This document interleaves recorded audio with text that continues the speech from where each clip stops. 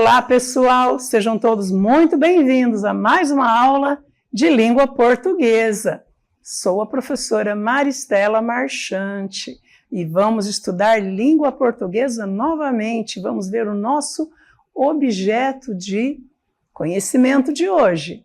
O nosso objeto é parnasianismo, contexto de produção.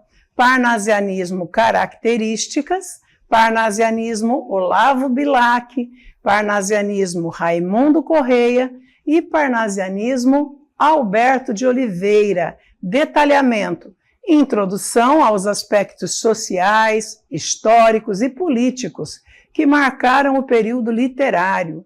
Observações quanto à estética predominante do período literário. A tríade parnasiana, Olavo Bilac, Raimundo Correia e Alberto de Oliveira. A aula de hoje nós vamos estudar a arte pela arte. Vamos para a nossa aula? Muito bem! Hoje nós vamos estudar um pouco a respeito do período literário chamado parnasianismo. Ele aconteceu um período próximo do realismo, tá? O parnasianismo no Brasil teve como marca inicial a publicação da obra Fanfarras, de Teófilo Dias, em 1882. Os mais importantes escritores brasileiros do período formavam a chamada tríade parnasiana, a qual era composta por Olavo Bilac, Alberto de Oliveira e Raimundo Correia. Tá?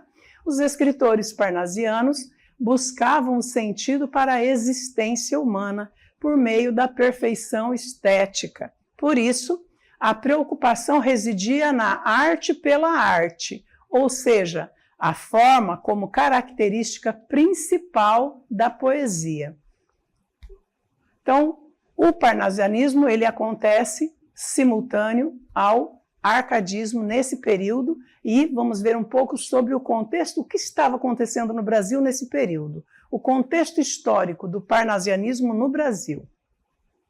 As últimas décadas do século XIX foram marcadas por grandes conturbações políticas no Brasil.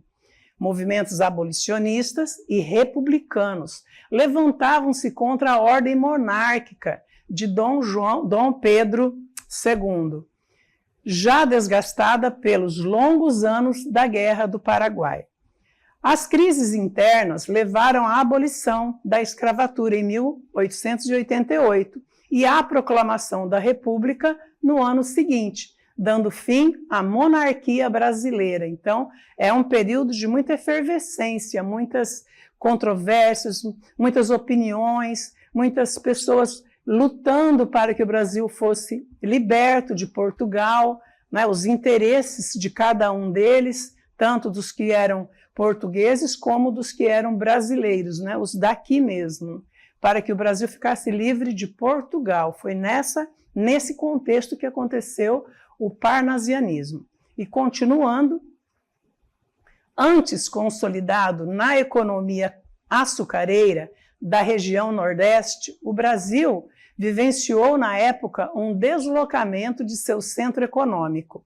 Foi, sobretudo ao longo do século XIX, que o polo econômico brasileiro se tornou a região Sudeste, pautada na economia cafeeira, e foi principalmente nas últimas décadas de 1800 que a industrialização começou a ter lugar no Brasil, trazendo consigo a modernização e o aumento da urbanização. Lembra que nós falamos em aulas anteriores, os períodos literários anteriores, aquele êxodo rural, a formação das cidades. Depois da formação das cidades, as classes sociais que foram sendo divididas entre os burgueses e os mais pobres, né?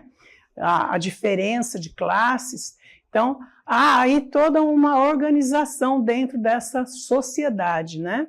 E nesse período, com o aumento da questão do comércio, a questão da industrialização, com a revolução da indústria, né? Revolução industrial, nós percebemos que as cidades começam a se organizar, começam a ter buscando, os funcionários das fábricas buscando seus direitos. Então a gente começa a perceber essa movimentação. E vamos então ver as características do parnasianismo. A arte pela arte. Então, nesse momento, o poeta ele está preocupado com a forma. Se lá no romantismo estava se preocupado com o dentro da pessoa, o intelecto da pessoa, a pessoa estava preocupada com seu sentimentalismo, lá no realismo há aquela preocupação com o coletivo, preocupação com as camadas sociais, especialmente as mais marginalizadas, os mais pobres, né, desse período. Então, é essa preocupação. Dentro do realismo se preocupava com o fator psicológico das personagens, das pessoas que viviam naquela época, e no naturalismo a preocupação com a situação real do que se vivia, né? Então, os poetas, eles retratavam as pessoas como elas realmente eram, com qualidades, mas com seus defeitos também. Aí, nesse período, a arte pela arte, o parnasianismo, ele está preocupado em mostrar uma beleza exterior. E aí também tem mais objetivismo. É mais objetivo do que o realismo, né? É o objetivismo e o universalismo. Temos também cientificismo e positivismo. Isso vem lá do realismo. São correntes filosóficas que vão guiando as pessoas e vão orientando as pessoas à forma do comportamento dessas pessoas. Nesse momento, o que importa é a ciência. Tudo que pode ser provado, tudo que pode ser experimentado é o que é importante para eles. E o positivismo, né? Então, são as correntes filosóficas do momento. Tem também temas baseados na realidade, também trazendo um ganchinho lá do realismo, mas é uma realidade diferente, objetos e paisagens. Então, o parnasianismo está preocupado com a arte de fazer arte. Então, ele vai mostrar uma realidade de objetos e de paisagens, fatos históricos também, a mitologia grega e cultura clássica. Então, o poeta parnasiano, ele vai resgatar lá do classicismo, lembra que nós estudamos lá atrás, aulas anteriores, o classicismo, a mitologia grega, a beleza da arte. Então, a preocupação deles aí no momento é enfeitar, é decorar, deixar lindo a arte dele, o poema dele, porque para eles o importante é essa beleza, a beleza exterior aí. Tá bom? E tem mais. Ele busca pela perfeição. Essa busca pela perfeição, mas é uma busca pela perfeição na arte, na produção dessa arte. Eles trabalham de uma forma esmerada para que a produção artística, o poema que ele produz, seja perfeito. E ele busca lá atrás, na cultura clássica, na cultura do classicismo, a forma de se escrever, também com muita mitologia grega, né? O que mais? Tem também sacrilidade e o culto. É o culto à forma. Vamos ver por que esse culto à forma. Por que o culto? É porque para eles o importante é realmente a estética. Então vamos ver. É a preocupação com a estética, a metrificação, a versificação. Então, o poeta do período do parnasianismo, ele se preocupa com a estética, ele se preocupa com metrificação. É a preocupação a mesma que existia lá no período do classicismo. É fazer poemas com uma forma rigorosa, de número de sílabas poéticas, com rimas raras, também com números diversos, de uma forma bem fechada, bem engessada. Então, forma fixa, tá? Continuando, eles utilizam as rimas ricas e palavras raras. Eles vão buscar o erudito, eles vão buscar as palavras mais difíceis, para colocar nos poemas deles, de tão preocupados com a estética que eles estão. E tem mais, né? Preferência por estruturas fixas, por exemplo, a forma fixa, que é uma herança da arte, né, do classicismo, é o soneto. Então, os poemas são produções literárias de forma fixa, e os sonetos mais rigoroso ainda. Por quê? Porque o soneto ele é formado por são 4 estrofes, 2 quartetos e 2 tercetos. O que é isso? As 2 primeiras estrofes são de 4 versos cada uma. E as 2 últimas estrofes são de 3 versos cada uma. Por isso, 2 quartetos e 2 tercetos. Continuando. A descrição visual. Então, o que os olhos veem, então, é o externo. Então, a descrição visual bem detalhada, que eles procuram com rigor trazer para o leitor uma descrição minuciosa daquilo que eles estão descrevendo. Então, entre os parnasianistas, nós vamos falar sobre os parnasianistas brasileiros, nós vamos falar sobre Olavo Bilac. Olavo Bilac marcou época. Então, ele é um dos grandes escritores do parnasianismo. Olavo Braz Martins dos Guimarães, Bilac é o nome dele. Conhecido como o príncipe dos poetas brasileiros. Foi jornalista, tradutor, poeta e um dos fundadores também da Academia Brasileira de Letras, tá? A sua obra, ele é conhecido e como a sua obra é caracterizada pela linguagem clássica, com conteúdos históricos, patrióticos, emotivos, platônicos e sensuais. Vale lembrar que ele é o autor do hino à bandeira. Lembra o hino da bandeira do Brasil? Foi ele que escreveu, Olavo Bilac. Então, continuando, suas principais obras são poesias, crônicas e novelas. Temos mais, crítica e fantasia, conferências literárias, dicionários de rimas, tratado de versificação, ironia e piedade e tarde. Então, essas são as obras de Olavo Bilac. Nós vamos ver mais adiante uma obra dele também. E temos Alberto de Oliveira, né? Alberto de Oliveira, o nome é Antônio Mariano de Oliveira, mais conhecido pelo pseudônimo de Alberto de Oliveira. Foi um poeta, professor, farmacêutico e um dos fundadores da Academia Brasileira de Letras.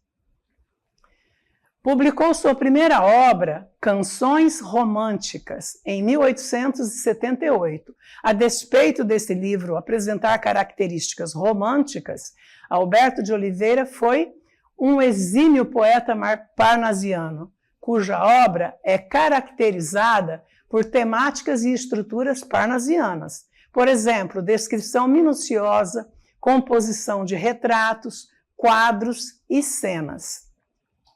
Suas obras que merecem destaque são meridionais, versos e rimas, poesias, céu, terra e mar, o culto da forma na poesia brasileira. Então, vemos agora Raimundo Correia. Raimundo da Mota de Azevedo Correia.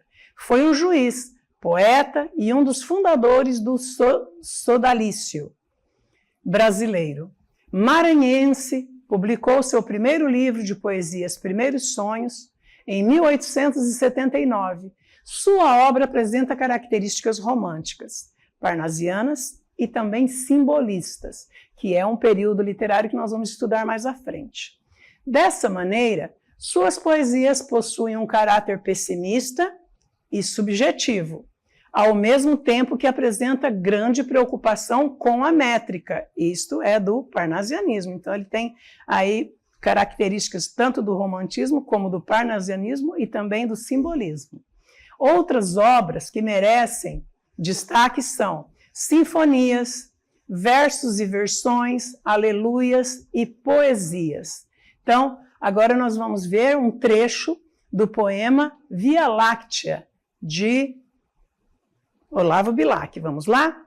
Ora, direis ouvir estrelas, certo perdestes o senso, e eu vos direi, no entanto, que para ouvi-las, muita vez desperto e abro as janelas, pálido de espanto.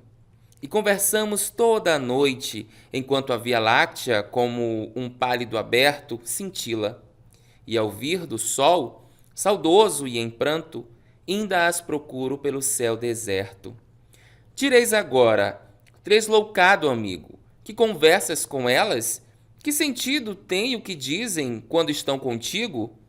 E eu vos direi, amai para entendê-las, pois só quem ama pode ter ouvido capaz de ouvir e de entender estrelas. Olavo Bilac. Muito bem, lindo esse poema, não é? O poema é composto por versos decassílabos que seguem uma métrica regular e rígida. A linguagem é clara e precisa, sem excessos ou ambiguidades. O autor utiliza muitas metáforas e comparações para descrever o céu noturno e a Via Láctea, buscando criar imagens vívidas na mente do leitor. O tema central de Via Láctea é a descrição do céu noturno da Via Láctea. O poema começa com uma descrição do céu, que é comparado a um negro manto de rei. Em seguida, o autor descreve a Via Láctea, que é comparada a um leite derramado. Ele fala sobre as estrelas que compõem a Via Láctea e a sua composição no universo e a sensação de infinitude que ela provoca. Muito lindo, né, esse poema? E continuando, significado e interpretação deste poema, né? Ora, direis ouvir estrelas, certo perdestes o senso, e eu vos direi, no entanto, que para ouvi-las, muita vez desperto e abro as janelas, pálido de espanto. E conversamos toda a noite, enquanto a Via Láctea, como um pálido aberto, cintila. E ao vir do sol, saudoso e em pranto, ainda as procuro pelo céu deserto. Direis agora, tresloucado amigo, que conversas com elas? Que sentido tem o que dizem quando estão contigo? E eu vos direi, amai para entendê-las, pois só quem ama pode ter ouvido capaz de ouvir e de entender estrelas. Olavo Bilac. É um poema lindo, não é? É composto por versos decassílabos, que seguem uma métrica regular e rígida. A linguagem é clara e precisa, sem excessos ou ambiguidades. O autor utiliza muitas metáforas e comparações para descrever o céu noturno e a Via Láctea, buscando criar imagens vívidas na mente do leitor. O tema central é Via Láctea e é a descrição do céu noturno e da Via Láctea. O poema começa com uma descrição do céu que é comparado a um negro manto de rei. Em seguida, o autor descreve a Via Láctea, que é comparada a um leite derramado. Ele fala sobre as estrelas que compõem a Via Láctea e sua posição no universo e a sensação de infinitude que ela provoca. Vamos ver o significado e a interpretação desse texto. O poema Via Láctea pode ser interpretado de diversas formas, dependendo da perspectiva do leitor, mas, em geral, podemos dizer que ele transmite uma sensação de admiração e de reverência diante da grandeza do universo. A Via Láctea é descrita como um símbolo da eternidade, da infinitude, que nos convida a refletir sobre a transitoriedade da vida humana. Ao mesmo tempo, a beleza e a harmonia do universo nos inspiram e nos fazem sentir parte de algo maior e mais significativo. Principais temas aí: a grandeza do universo, a transitoriedade da vida humana, a beleza e a harmonia do cosmos, a sensação de pertencimento a algo maior. Agora vamos ver um outro texto, um trecho de um outro poema. Vamos ver? Vaso chinês. Estranho mimo aquele vaso viu casualmente uma vez de um perfumado contador sobre o mármorelusídio, entre o leque e o começo de um bordado. Fino artista chinês, enamorado, nele pusera o coração doentio, em rubras flores de um sutil lavrado, na tinta ardente de um calor sombrio. Mas, talvez, por contraste à desventura, quem o sabe, de um velho mandarim, também lá estava a singular figura. Que arte em pintá-la! A gente, acaso, vendo-a, sentia um não sei quê com aquele chin de olhos cortados, a feição de amêndoa. Muito bem, esse poema é de Alberto de Oliveira. Vocês perceberam que ricos detalhes ele dá nesse poema a respeito de um vaso? É interessante notar como todas as características do parnasianismo estão presentes em vaso chinês. Poema que pode ser considerado um estandarte do parnasianismo brasileiro. Há rigor estético nos poemas parnasianos. Métrica e rima regulares. Quanto ao preciosismo, é autoevidente no poema, posto que não se trata senão da singularização de um objeto, o vaso chinês. Quanto ao culto à perfeição, percebemos que o próprio sentido do poema é a exaltação de uma obra de arte, temática muito comum no parnasianismo, que tinha como lema o ai arte pui ai arte. Então, o afastamento da realidade, percebemos-lo pela temática absolutamente alheia aos problemas do cotidiano. O parnasianismo não está preocupado com os problemas da sociedade nem com as mazelas da sociedade. Ele só se concentra na arte. Vamos ver mais um texto, mais um poema. Mal secreto. Se a cólera que espuma, a dor que mora n'alma e destrói cada ilusão que nasce, tudo que punge, tudo que devora o coração, no rosto se estampasse. Se pudesse o espírito que chora ver através da máscara da face, quanta gente talvez que inveja agora nos causa, então piedade nos causasse. Quanta gente que ri, talvez consigo, guarda um atroz recôndito inimigo, como invisível chaga cancerosa. Quanta gente que ri, talvez existe, cuja aventura única consiste em parecer aos outros venturosa. Esse poema é de Raimundo Correia. Vamos ver então a análise desse poema, sentido do poema. Mal Secreto é um poema que poderíamos chamar filosófico. Ele é meio um pouco de filosofia, né? Mas especificamente moralista. Este soneto tem como temática a hipocrisia e falsidade humana, acostumada a esconder aquilo que sente e fingir ser aquilo que não é. Tem um pezinho lá no realismo também, no realismo, né? Falando da fingimento e hipocrisia da sociedade. Ele tem um pezinho lá. Tal ideia é desenvolvida através de 3 períodos, estendendo-se o primeiro pelas quadras iniciais e os restantes, separadamente, por cada um dos tercetos. Todos esses períodos são finalizados com uma exclamação que expressa o espanto do eu lírico em relação ao tema retratado, isto é, a falsidade. Embora Mal Secreto utilize um vocabulário rebuscado e lance mão de palavras como recôndito e ventura, seu sentido é demasiado simples. O poema expressa simultaneamente uma denúncia e uma crítica da conduta humana. O eu lírico quer nos dizer, em primeiro lugar, que as aparências enganam, e não podemos perceber através da face o que se passa no interior do ser humano. Tal ideia é nos apresentada nas quadras que abrem o poema. Em seguida, nos tercetos, o eu lírico passa ao tom mais crítico e expõe o prazer experimentado por muitas pessoas em parecerem aos outros aquilo que não são, ou seja, o prazer, a ventura em enganá-las.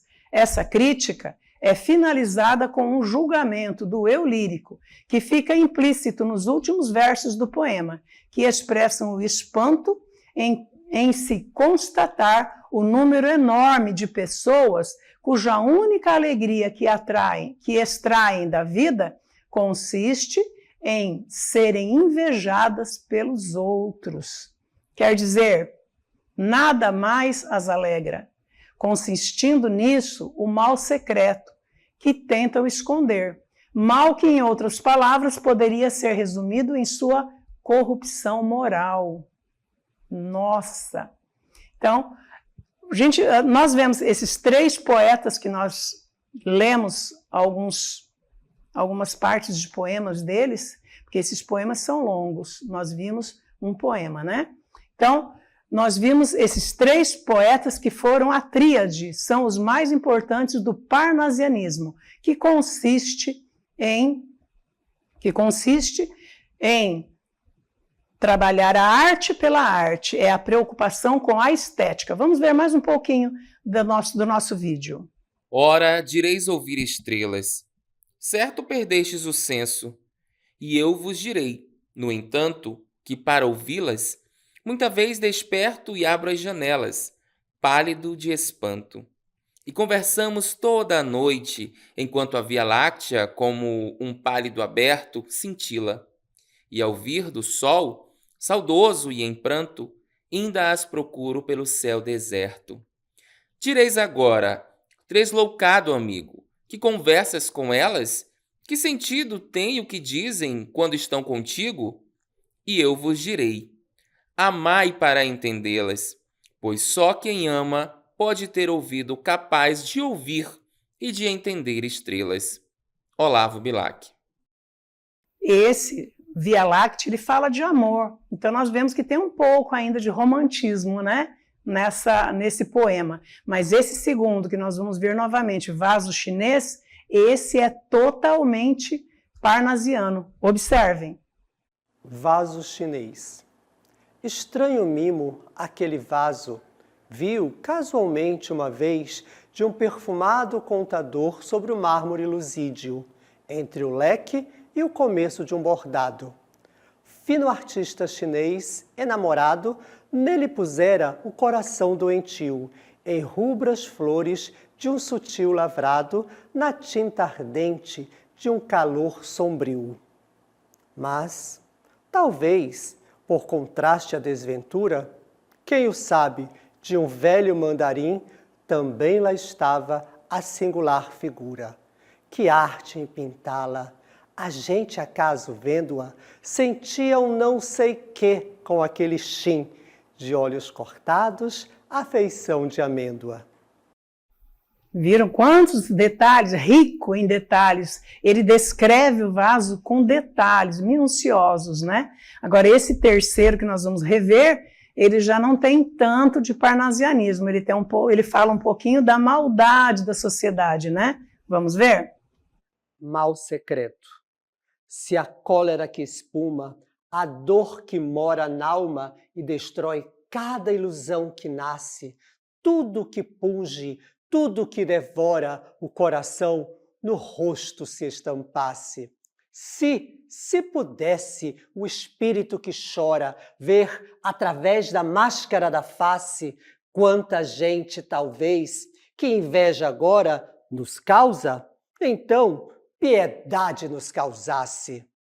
Quanta gente que ri, talvez consigo, guarda um atroz recôndito inimigo, como invisível chaga cancerosa. Quanta gente que ri, talvez existe, cuja aventura única consiste em parecer aos outros venturosa. Muito bem! Gostaram? Então, a nossa aula de hoje foi sobre parnasianismo, a arte pela arte. Espero que vocês tenham gostado e até a próxima!